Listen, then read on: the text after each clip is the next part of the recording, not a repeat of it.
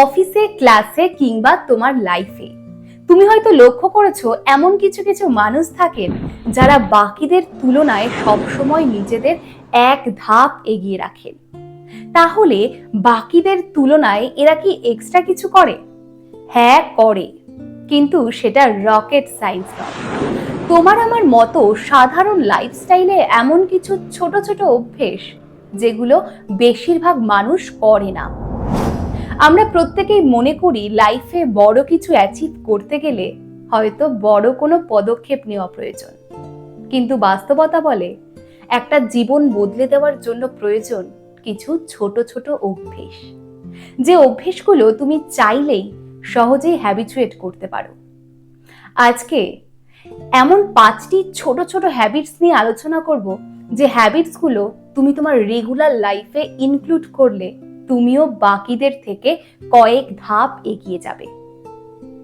ভিডিওতে যাওয়ার আগে তোমরা যারা আমার ভিডিওগুলো রেগুলার দেখছো কিন্তু লাইক করছো না, তাদেরকে অনুরোধ করব আমার ভিডিওগুলো লাইক করে চ্যানেলটি সাবস্ক্রাইব করে দাও।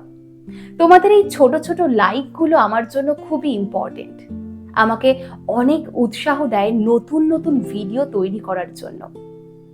তাই সঙ্গে থাকো, ভালোবাসায় থাকো, চলো একসাথে অনেক দূর এগিয়ে যাই। নমস্কার, আমি সুদেশনা। লুমিয়া লাইফে তোমাদের প্রত্যেককে স্বাগত জানাই। স্বপ্ন দেখো, স্বপ্ন দেখাও, আর স্বপ্নকে বাস্তবায়িত করো।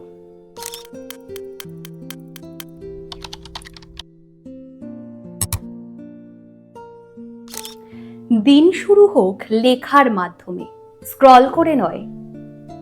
তোমার দিনের শুরুটাই নির্ধারণ করে দেবে তোমার সারা দিনের গতিবিধি। তাই ঘুম থেকে উঠেই মুঠোফোন হাতে নিলে বা সোশ্যাল মিডিয়ায় অ্যাক্টিভ থাকলে তোমার মাইন্ড সরাসরি বাইরের জগতের সঙ্গে কানেক্টেড হয়ে পড়ে এবং তোমার সারা দিনের কন্ট্রোল চলে যায় তোমার মাইন্ডের কাছে। এর পরিবর্তে যদি তুমি খাতার মধ্যে লিখে ফেলো যে ঘুম থেকে উঠে তুমি কি অনুভব করছো, কি ফিল করছো, আজকের দিনটাকে তুমি কিভাবে দেখতে চাও, তাহলে তোমার সারা দিনের কন্ট্রোল, তোমার মাইন্ডের কন্ট্রোল চলে আসবে তোমার হাতে। এবং এই অভ্যেসটা যদি প্রত্যেকদিন করতে থাকো তাহলে তোমার লাইফে একটা পজিটিভ ইম্প্যাক্ট পড়বে। এই মর্নিং অ্যাফার্মেশন আমাদেরকে অনেকটা কনফিডেন্ট করে তোলে এবং ধীরে ধীরে তুমি তোমার ভেতরের উঠে আসা শব্দকে শুনতে শিখে যাবে। আর যে মানুষ নিজের ভেতরের শব্দকে, নিজের ভেতরের কণ্ঠস্বরকে শুনতে পারে, সে কখনোই বাইরের ভিড়ের হাজার শব্দে হারিয়ে যায় না। প্রতিদিন 30 মিনিট ডিপ ওয়ার্ক করো। লাইফের গুরুত্বপূর্ণ কাজগুলো করতে গেলে গভীর মনোযোগের প্রয়োজন হয়, কিন্তু আজকের দিনে দাঁড়িয়ে 5 মিনিট মনোযোগ সহকারে বসাটাও যেন বিলাসিতা। তাই প্রতিদিন 30 মিনিট নো ফোন, নো গান, নো ডিস্ট্রাকশন।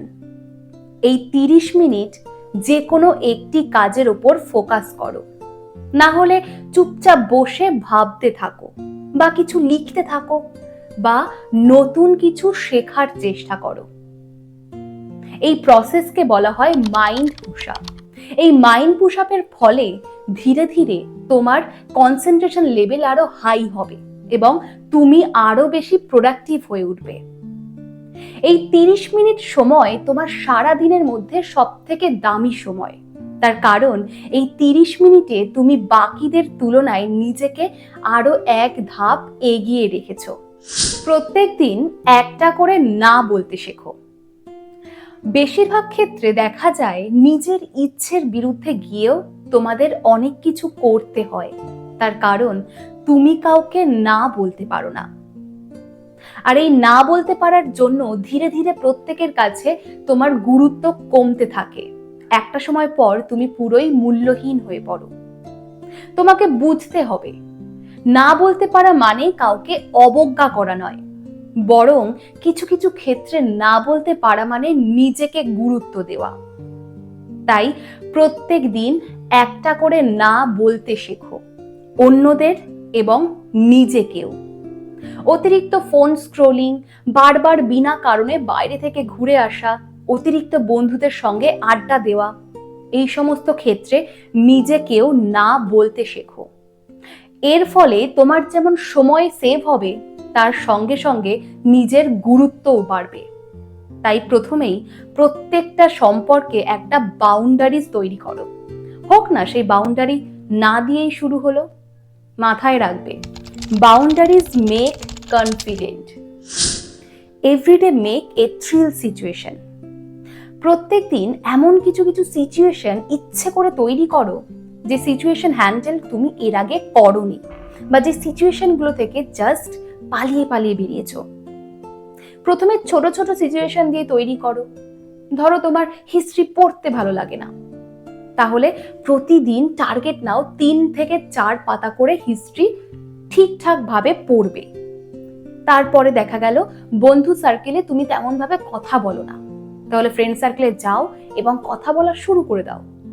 এরকম ছোট ছোট থেকে আরো বড় সিচুয়েশন তৈরি করো। সাপোজ তুমি ভালো আবৃত্তি করো, কিন্তু স্টেজে উঠে তুমি পারফর্ম করতে পারো না, তাহলে এত দর্শকের কেন্দ্রবিন্দু হয়ে নিজেকে স্টেজে উঠিয়ে দাও, তারপরে যা হবে দেখা যাবে। এই রকম সিচুয়েশন তৈরি করলে প্রথম দিকে যখন তুমি সাকসেস হবে, ধীরে ধীরে তোমার মধ্যে সেই ভয়টা কেটে যাবে এবং একটা অন্য মাত্রায় কনফিডেন্ট বুস্ট করবে। তাহলে ভাবো তো, যখন তুমি এই একটা একটা করে সিচুয়েশন গুলো ফেস করবে, ধীরে ধীরে তোমার কনফিডেন্স লেভেল কোথায় গিয়ে পৌঁছাবে। ঘুমানোর আগে অন্তত 5 মিনিট সারা দিনের ফ্ল্যাশব্যাক করো। আমাদের মাইন্ড অর্থাৎ সাবকনসিয়াস মাইন্ড ঘুমানোর আগে সব থেকে বেশি অ্যাক্টিভ থাকে। তাই সেই সময় সারাদিনে তুমি কি কি করেছো সব কিছু একবার ফ্ল্যাশব্যাক করে নাও। চোখ বন্ধ করে ভাবো আজকে তুমি কোন কাজগুলো ঠিকঠাক করেছো বা কোন কাজগুলো তোমার করা উচিত হয়নি, এবং আজকে কার কার প্রতি তোমার কৃতজ্ঞ থাকার কথা ছিল কিন্তু তুমি থাকোনি। এই সব কিছু যখন তুমি একবার ভেবে নেবে, তখন তোমার মাইন্ডের কাছে একটা ডেটা যাবে এবং তোমার মাইন্ড আইডেন্টিফাই করতে পারবে যে কোন কাজগুলো পরবর্তী টাইম আর করা যাবে না। এর ফলে ধীরে ধীরে তুমি আরো বেশি তোমার সঙ্গে কানেক্টেড থাকবে এবং মাইন্ডফুলনেস হয়ে উঠবে। রেগুলার লাইফে এই ছোট্ট ছোট্ট অভ্যেসগুলো যদি তুমি হ্যাবিচুয়েট করে ফেলতে পারো, তাহলে তোমার লাইফ আরো কয়েক ধাপ এগিয়ে যাবে এবং তুমি নিজেই নিজেকে এক নতুন রূপে আবিষ্কার করবে। তাহলে আজকেই যে কোনো একটি হ্যাবিটের সঙ্গে তোমার দিনটি শুরু করো। কমেন্টে জানাতে ভুলো না কোন হ্যাবিটের সঙ্গে আজকের দিনটি শুরু করছো। ভিডিওটি ভালো লাগলে লাইক করো, শেয়ার করো এবং আমার চ্যানেলটি সাবস্ক্রাইব করে পাশে থাকা বেল বাটনটি ক্লিক করে দাও। ভালো থাকো, পজিটিভ থাকো, আর তার সঙ্গে স্বপ্ন দেখো, স্বপ্ন দেখাও আর স্বপ্নকে বাস্তবায়িত করো। লুমিয়া লাইফ, রেডিয়েট পজিটিভিটি, রিজোনেট লাভ।